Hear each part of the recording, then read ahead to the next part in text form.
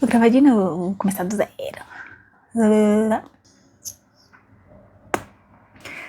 Oi. Oi, olho. Oi. E aí, tudo bem? Nossa, tem tanto tempo que eu não gravo um vídeo aqui pro YouTube, assim, vídeo longo, né? Que eu já meio que perdi o jeito e tô um pouco travada. Mas é aquilo que eu falei, eu não vou desistir até eu conseguir monetizar esse canal. E tô com planos para abrir um outro perfil, um outro canal voltado para o meu trabalho com a arte. Trabalhos como lettering, pintura, então quem tiver interesse já fica ligado aqui que assim que eu abrir o canal, eu divulgo aqui também para você ir lá conferir os vídeos relacionados à arte. Porque o meu objetivo é gravar pelo menos um vídeo por semana, vídeos um pouco mais longos, né? Pra aí a gente ir se conhecendo. Eu tive alguns problemas com a questão do microfone, porque esse daqui é emprestado e eu só consegui usar agora. Então, tô aproveitando aqui que eu tô com ele pra gravar mais um vídeo aqui pra você. Eu vi que teve muitas visualizações no meu vídeo sobre a descoberta do autismo. Então, eu resolvi gravar mais um vídeo sobre esse tema para quem tem dificuldade em entender mais sobre e para quem tem dúvidas de por onde começar, onde ir para saber o diagnóstico, né? Teve muita visualização o vídeo sobre o tema de autismo, né? Que eu falei sobre a minha descoberta aos 35 anos. E teve muitas visualizações, teve muitos comentários, então eu resolvi fazer mais um vídeo sobre isso, né? E esse daqui vai ser falando um pouco sobre como eu desconfiei que eu poderia ser e por onde ir, né? Como você ter o seu diagnóstico, se você é autista ou não, e também é possível descobrir outros transtornos, né? Borderline, eu acho que é assim que fala, TDAH, ou todos esses, né, essas questões aí neuropsicológicas. Então, vamos lá. Eu não fiz um roteiro, eu só tô aqui com o tema. Vou tentar não ficar divagando muito e ir direto ao ponto. Bom, como é que eu vou começar a falar sobre isso? Eu sempre me senti uma pessoa diferente das demais, sempre, sabe, se sentindo excluída, assim, acho que mesmo não sendo, né, ali tava as crianças, quando eu era criança, né, todo mundo ali, eu sempre me achava deslocada, sempre fui mais quieta. Meus pais sempre falaram que eu sempre fui uma criança muito quietinha, muito obediente, sempre seguia as regras, nunca dei trabalho. Naquela época, né, anos 90, então nunca fui uma criança assim, sabe? Criança mesmo, quando você vê uma criança sendo criança. De espernear, de fazer criancice, né? De sair correndo, brincando, pulando e conversando. Eu nunca fui essa criança. Eu sempre fui uma criança quieta, quietinha, boazinha, obediente. Então, cresci sendo assim. E sempre com muito poucas amizades. As pouquíssimas que eu tenho são amizades de longa data. E assim, ao longo da minha vida, né, na adolescência, naquela fase de namoradinho, de não sei o que, né, eu não tive isso na minha vida, na minha adolescência, né. As minhas amigas sempre tiveram esses momentos, né, de ficar de namorico, não sei o que. Eu fui ter meu primeiro namoro aos 21 anos de idade. Desde sempre eu fui mais... Eu achava que era introvertida, tímida, sempre tive dificuldade de iniciar conversas. Então, sempre me senti um peixe fora d'água. Sempre gostei mais de ficar quieta, ficar mais em casa e me abrir com pouquíssimas pessoas. As amizades que eu tenho são da época da escola. Então, assim, acho que 3 amigas e é isso. Eu tive dificuldade, sim, na faculdade, tanto na escola como na faculdade, de apresentar trabalhos, falando, de precisar fazer seminários. Eu sempre passei muito mal mesmo. E esses foram alguns sintomas que me faziam me sentir diferente, sabe? Eu fui começar a aprender, entender sobre o autismo, principalmente sobre o nível 1 de suporte, ano passado, eu acho que foi ano passado, ano retrasado. Então, é recente o meu conhecimento sobre o tema, e eu fui me identificando com várias características. Lembrando que são características que a maioria tem, mas como é um espectro, não significa que você tenha todos esses, você seja. Porque para você receber o diagnóstico do autismo, você precisa ter tido prejuízos significativos ao longo da vida, desde criança. Então eu sempre eu lembro que eu levava falta na escola, porque eu não respondia a chamada. Eu simplesmente levantava a mão e ficava esperando o professor olhar, me procurar na sala, e se ele não olhasse, eu levava falta. E aí essa fase de socializar na faculdade, não fiz amizades na faculdade, não consegui. Eu me formei em Direito e eu tenho eu tenho muita certeza de que isso foi um empecilho na minha carreira como advogada. Não consegui dar seguimento a essa carreira por conta da questão de desenvolver uma conversa, captação de clientes, precisar fazer audiência, só de pensar nisso, eu passava muito mal, me dava uma ansiedade que você não faz ideia. Eu lembro, isso ficou muito marcado na minha memória, de eu ir pro estágio, eu precisava atender o público. E eu saía de lá, assim, como se eu tivesse muito cansada, como se tivesse sido atropelada, corrido 10 maratonas, muito exaurida mesmo, assim, cansada mesmo mentalmente. Eu lembro que, como eu tinha que atender ao público, isso era uma parte muito difícil pra mim, atender ligação, e era ali o tempo inteiro muito sobrecarregada, muito nervosa, sempre com essas possibilidades, né? E eu lembro que eu passava muito mal e a ponto de chorar muito, ter crises assim de choro, tanto no banheiro, no carro, voltando pra casa, em casa pensando no dia seguinte. Então foi um momento de muita angústia. E aí eu não consegui dar seguimento à carreira, muito por conta dessa parte da oralidade, de precisar captar clientes, me vender, né, falar, né, porque o advogado, o principal instrumento do advogado é a fala, né, ali fazendo audiência, tanto pessoalmente quanto agora através da internet.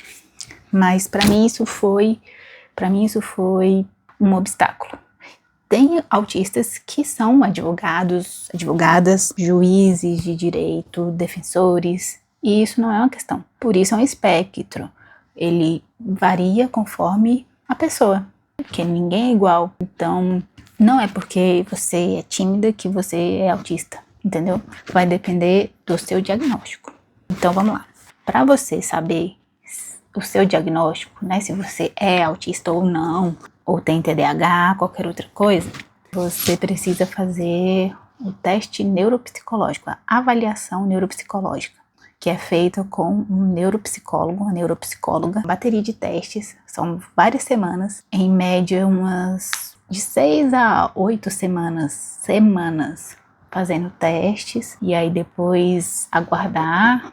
Tem entrevistas, né? Você pode levar pessoas da sua família, pessoas próximas, que você confia, que possam falar sobre como você era quando era criança. Se não tiver também, não precisa, mas tudo que você tiver de informação sempre ajuda.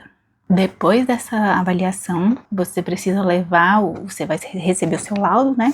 Se você no meu caso eu recebi nível 1 de suporte, e com depressão e ansiedade também, mas assim, uma pausa aqui. Eu acredito que todos esses diagnósticos durante a vida de é depressão, é ansiedade, tudo isso era o autismo não tratado.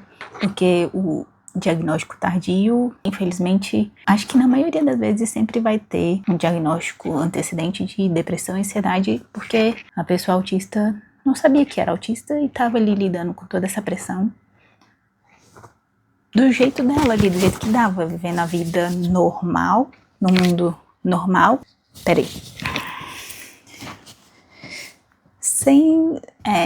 num mundo neurotípico, sendo neurodivergente, tendo o funcionamento do seu cérebro diferente. Não inferior, não superior, é diferente. Então, voltando, você vai pegar o seu laudo, que são várias folhas, várias páginas. Aí vai depender dos seus testes, né, da sua avaliação. Você vai precisar marcar uma consulta com um psiquiatra. E aí ele vai te dar um laudo, porque é só esse laudo que vai valer para as questões da vida. Para você ir atrás de seus direitos, que a galera fala que só pega diagnóstico para ficar pegando benefícios do governo. Gente, não são benefícios, são necessidades. Eu posso fazer um outro vídeo falando sobre isso separadamente. Mas aqui eu tô falando mais de como você vai descobrir o caminho das pedras e as características, né? Não vou falar sintomas, porque não é uma doença, né? As características que eu percebi em mim, que eu pesquisei, que me levaram a desconfiar e ir atrás de saber se eu era ou não, porque eu passei, assim, uma vida inteira com crise existencial.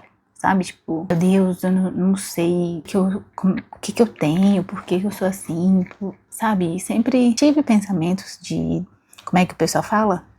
De desviver, mas eu nunca teria coragem, nunca tive coragem, não sei se é coragem a palavra, né? Nunca faria um negócio desse, mas esses pensamentos passam pela cabeça da pessoa que não sabe o que está acontecendo com ela, se sente diferente, se sente incapaz de viver nesse mundo esquisito e até descobrir, até ir, porque eu fui por conta própria, né? Porque durante a minha infância, nos anos 90, ainda mais em mulheres, né? Porque a maioria dos diagnósticos de autismo são feitas para o masculino, né? Tanto é que o autismo em mulheres, as mulheres vêm sendo diagnosticadas, a maioria na vida adulta, por conta disso. Por conta como é que eu vou falar? Da priorização dos estudos no ser humano masculino. Tanto é que tem aquele negócio de autismo azul, um negócio assim, né? Porque era mais em homens, mas era mais em homens por quê? Porque não eram feitos estudos em mulheres. Porque se ela é quietinha, se ela é obediente, se ela é boazinha, é porque ela é mulher. Ponto. Agora, se o menino é quietinho, é bonzinho, é obediente, já tem uma coisa errada. Então, por isso que as mulheres recebem o diagnóstico muitas vezes na vida adulta. Igual o meu caso. Então, vamos lá para mais características. Uma coisa que chegou assim num ponto de eu falar, não, eu tenho que ir atrás, porque isso é uma característica que eu acredito que seja do autismo. Ou eu sou uma pessoa, sei lá, que não tá se encaixando nesse mundo, porque eu tive muitos problemas em relacionamentos, porque até assim, não só amorosos, mas com a minha irmã, por exemplo, que é uma pessoa muito carinhosa. Eu sempre fui uma pessoa mais fria. Mais fria, assim, a minha expressão facial, quando eu tô feliz, quando eu tô triste. Eu vim aprender a fazer caras e bocas depois que eu comecei a trabalhar com a internet, né? Porque aqui a gente tem que demonstrar e fazer expressão, porque se eu ficar aqui igual um robô assim, as pessoas não vão querer assistir meu vídeo. E no meu dia a dia, eu sou uma pessoa séria, sempre fui. Eu lembro agora eu tô falando como eu sou no dia a dia. Eu sempre fui uma criança muito séria, sabe? Sempre, tá emburrada, porque você tá com esse bico. Menina fechada, sabe? E eu lembro de acontecer isso na vida adulta também. Em lanchonete, a pessoa, era um senhorzinho assim que tava do lado, ele, você tá brava? Por quê? O que aconteceu? Tá com a cara de brava, de raiva? Sempre. Sempre. Isso é uma característica minha. Já me falaram que eu andava como se eu fosse dona do lugar, porque eu tenho uma expressão muito séria, então quando eu tô muito feliz, eu não consigo ficar assim, meu Deus, não acredito. Não consigo. Eu já até explico pra pessoa, né, que eu tenho poucas amigas, eu falo assim, nossa, eu tô muito feliz, por dentro, assim, eu tô pulando de alegria. Mas eu não consigo externalizar em mim dessa forma, sabe? Então já tive uns problemas assim, porque minha irmã achava que eu odiava ela, que eu não gostava dela, que do nada eu tava com a cara fechada. E eu tava simplesmente existindo. Então, Nos namoros que eu tive também, essa parte de eu precisar ficar muito tempo sozinha. Eu sempre gostei de ficar sozinha, sabe? E num relacionamento amoroso, isso é uma questão importante, porque a pessoa não entende, provavelmente, né, o neurotípico, não entende que você precisa desse tempo pra ficar normal, né, pra você conseguir viver. Eu preciso ficar assim, no silêncio, ouvindo as minhas músicas, lendo meus livros, ficando com meus cachorros que tá ali dormindo. Preciso desse tempo sozinha pra funcionar. E quando eu não fico, eu simplesmente entro em shutdown, que é um dos sintomas, uma das características, né? Não é sintoma. Que é você se fechar. Tipo, você fica realmente a ponto de ficar não verbal. Não falar com ninguém, ficar com a cara mais fechada ainda, ser monossilábica, falar só, responder o básico, sim, não, aham, e ponto. Ficar num silêncio, assim, absoluto. Se isolar mesmo, até dissociar, sabe quando você fica olhando assim pro nada? Fica assim, é um shutdown. E eu tive isso a vida inteira e não sabia o que era, tanto é que isso acabou se achando que era depressão, né? Acabou se transformando na depressão por conta do não tratamento do autismo, igual eu falei. Tem o meltdown também, que são crises mais explosivas, de você chorar muito e não saber o que tá acontecendo, e querer sair correndo, e sabe, e fica muito parecido com a crise de ansiedade, que é o que eu também fui diagnosticada. Então, eu tive alguns momentos assim, que foram bem específicos, bem marcantes, mas o que eu mais tenho é o shutdown. Essas são algumas características, tem muitas outras que eu tenho. Não consigo ficar olhando muito tempo nos olhos, me incomoda. Quando eu tô ali convivendo com a pessoa, e isso foi um problema no relacionamento também, eu tô ali com ela e tal, pá, quando a gente se despede e fica alguns dias sem se ver, eu não sinto saudade. Eu não sinto, tipo, ai, nossa, que saudade, não sei o que, eu não consigo ficar um dia sem você. Eu consigo. Eu não sinto saudade, tipo, nossa. Algumas pessoas falam, né, já vi por aqui na internet, assim, se a pessoa não tá ali na minha convivência, no meu campo de visão, na minha interação ali, eu acabo, tipo, seguindo com a minha vida e não sinto saudade. A saudade é uma coisa, assim, muito específica. E realmente, às vezes, eu penso, eu não sei se eu sinto saudade, mas eu falo pra mim mesma, né? Nossa, tem tempo que eu não vejo fulano, eu preciso ligar. Eu preciso falar com fulano, eu preciso visitar fulana. E aí, isso seria a saudade? Mas assim, aquela necessidade de, nossa, meu Deus, eu preciso ver. Mas quando eu vejo a pessoa, eu vejo que eu sentia, que eu estava com saudade dela, mas no meu dia a dia, não, sabe? E isso era uma questão no relacionamento, porque era assim que eu funcionava. Toque físico também é um negócio que eu gosto de abraço e tudo mais, mas em momentos bem específicos, não sou muito de ficar de abraço o tempo todo, de lenga-lenga, sabe? E isso também foi uma questão, então foi difícil, né? Eu tentava agir de outra forma e eu sempre falava que pra minha mãe, pra minha irmã, que parece que eu tô atuando. Eu lembro que eu cheguei a falar isso pra pessoa, parece que eu tô atuando, não sou eu. Isso aqui de, ai, nossa, que saudade que eu tava. Eu tô atuando. Se eu fizer isso, sabe, a pessoa queria que eu demonstrasse e aquele que tivesse super apaixonada e ai meu Deus. E eu não tenho, assim, eu sou muito assim, gente. Eu sou mais na minha, demonstro do meu jeito.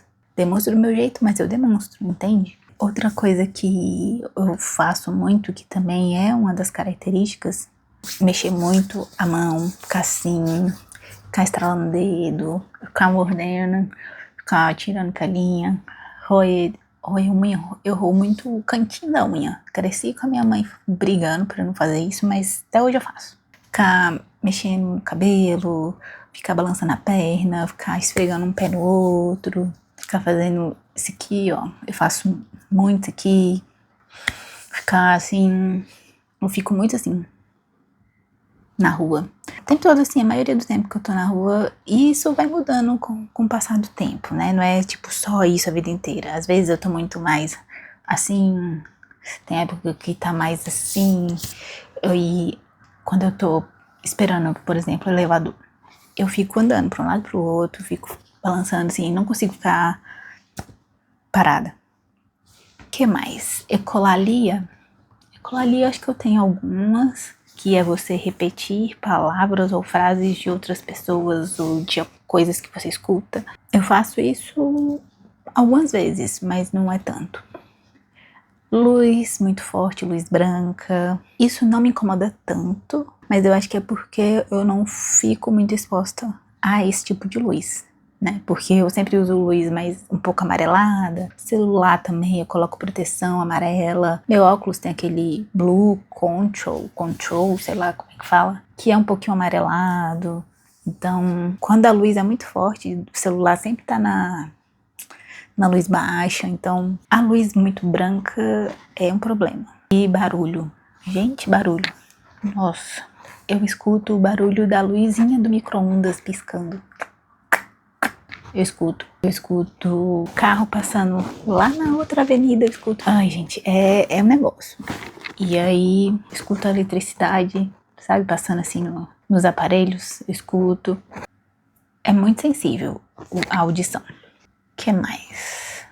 Seletividade alimentar, aquele negócio de tem comida que eu não consigo comer. Eu sempre fui uma pessoa que eu nunca consegui muito comer carne vermelha, eu não consegui engolir. Pra mim parece um chiclete. Eu vim me obrigar, eu mesma me obrigar a comer carne porque eu já era adulta. Eu lembro muito disso. Falar, você já é adulta, você tem que comer as coisas que os adultos comem, né? Só agora que eu fui entender que pode ser, não, né? Que só agora que eu fui entender que isso é seletividade alimentar por conta do autismo também. Então, eu como carne porque eu me eduquei a isso, né? Mas eu sempre fui mais do frango, do ovo. Certas texturas não desce de jeito nenhum. Alho eu não suporto. Talvez eu seja uma vampira? Talvez eu seja uma vampira. Não suporto alho, não suporto luz forte, então pode ser que eu seja uma vampira. Cuidado. O brócolis, aquela arvorezinha assim do brócolis, não consigo engolir aquilo. A textura da tomate também não desce, só desce se tiver assado, cozido. Tomate eu não consigo comer puro. E que mais? Ai, gente, muitas coisas. Eu acho que não vai caber num vídeo só. Mas enfim, se você é autista e recebeu tardiamente o seu diagnóstico ou recebeu na infância, fala aqui nos comentários também pro pessoal que tá nessa dúvida, tá investigando, queira saber, porque essa fase de você tá tentando se entender no mundo é muito difícil. Você fica com vontade de sumir do mundo mesmo, sabe? Mas tem um caminho e a busca pelo diagnóstico foi o que ajudou muito eu me entender enquanto ser humano. Ainda estou no processo de entendimento. É igual eu falei no outro vídeo, eu ainda não tenho coragem de sair com isso aqui. Eu fui no Correios um dia desses e eu não consegui pegar a senha prioritária. Não consegui, não tive coragem. Então ainda tá sendo um processo de aceitação. Falei para duas amigas, tenho que falar para a terceira ainda. E só quem sabe é o pessoal da minha convivência, meus pais, minha irmã, meu cunhado e essas 3 amigas. E você? Então, assim, não tive ainda coragem de sair falando, eu sou autista, me deixa, tô aprendendo a... Não consigo, nem sei se eu vou chegar a fazer isso, sabe?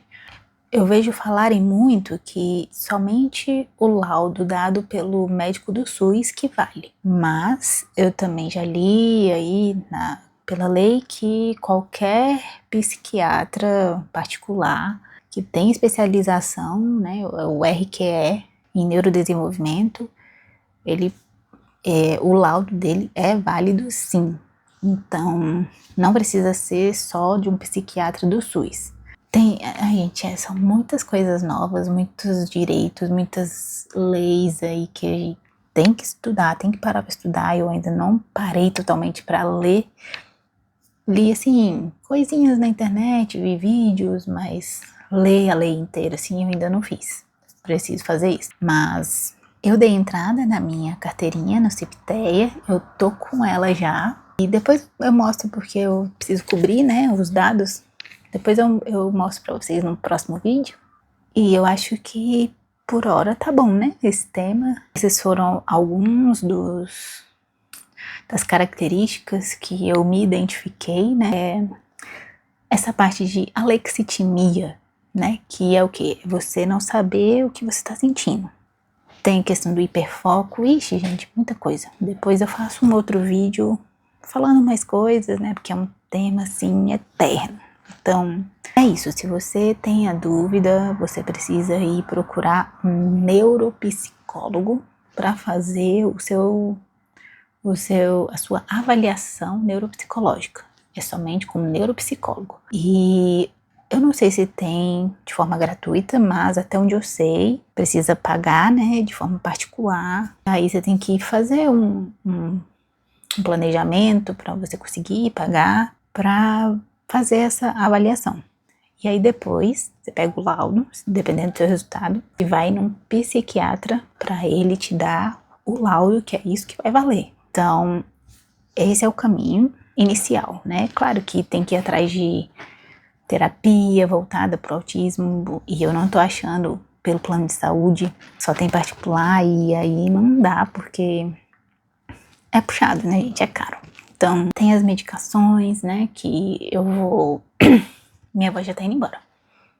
Conversar numa consulta com o psiquiatra, ver se eu já tô tomando um por conta da depressão. Ele falou pra eu continuar tomando esse e depois eu vou ver as outras, se precisa, né, trocar ou fazer uma coisa, porque não existe remédio para autismo. Não tem cura porque não é uma doença, é uma deficiência. Então, não adianta ficar aí falando que tem cura, porque não tem. Ele pode ter controle e pode melhorar, dependendo do nível, né? Também pode regredir. Pelo que eu estudei, né, o nível 1 pode regredir para o nível 2.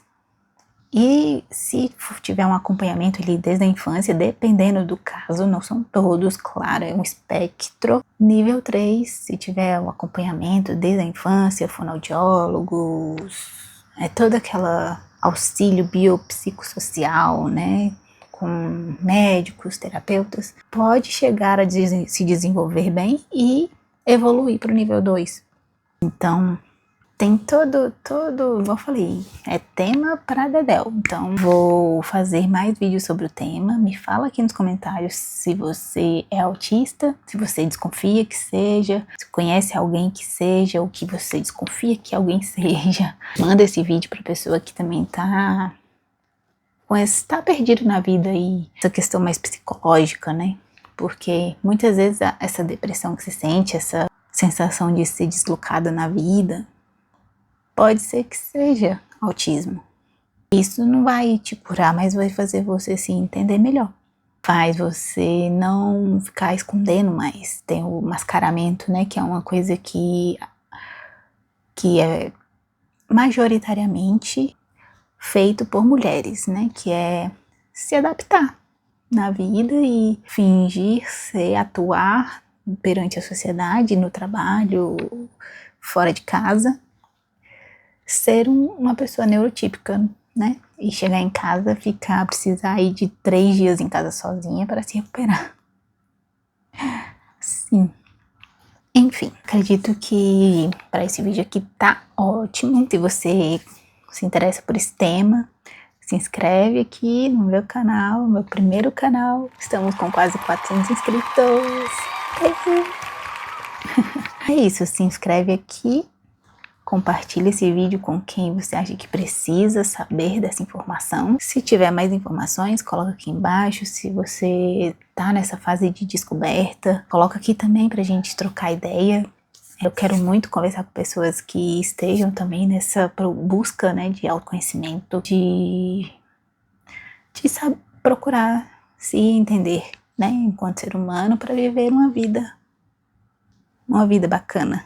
Então, se inscreve aqui, não se esquece de colocar o seu joinha, colocar o seu comentário, pode ser um oi, vi seu vídeo até o final, coloca um coraçãozinho e...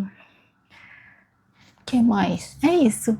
Agora no final do vídeo vai aparecer aqui uma sugestão de vídeo, que é o primeiro que eu fiz sobre o tema do autismo. Então, clica aqui e já vai lá assistir, para você ver e, caso se identificar e gostar, compartilhar com quem você acha que precise disso também, dessa informação, beleza? Lembrando que eu tô falando aqui enquanto a pessoa que está vivendo essa descoberta. Não sou psicóloga, não sou neuropsicóloga, estou colocando aqui a minha experiência enquanto paciente, enquanto descobridora do autismo em si. Então, estou fazendo isso aqui para ajudar mais pessoas que estejam nessa busca, beleza? Qualquer coisa para você ter um diagnóstico, não faz teste de internet, não faz. Procura um profissional. Por favor, procura um profissional. Isso vai te ajudar muito. Viu? Beijo. Tchau, até a próxima, viu? Se inscreve.